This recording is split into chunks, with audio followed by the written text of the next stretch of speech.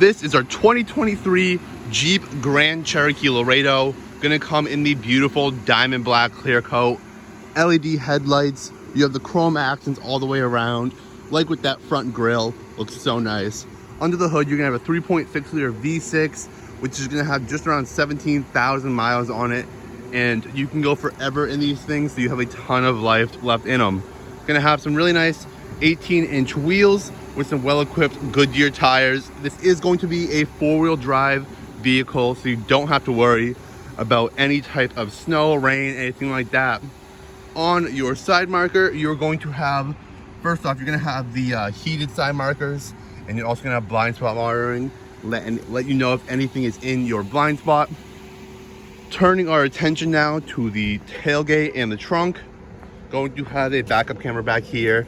Open up the trunk with the button right underneath, hit that, and you have a ton of storage back here for, groceries, bags, anything like that. You can actually fold these seats down 60-40 split if you would like some more storage capacity back there, and your spare tire is gonna be under there. Turning our attention now to the interior, going to have bench seating back here, cloth seats all the way around this thing. Looks so nice. As you can see, really well made, super comfortable material, and a lot of leg room back here as well for anyone in the back seat. But turning our attention now to the front seat, going to have the bucket style seats up here, going to be super comfortable. Going to have a really nice steering wheel as well. Bunch of buttons on the steering wheel to control the dashboard, and to control the infotainment system, everything like that.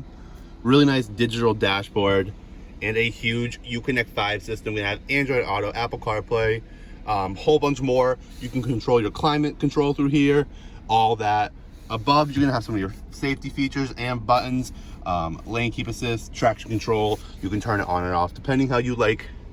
And going to have some more storage under here with some plugins and that center console.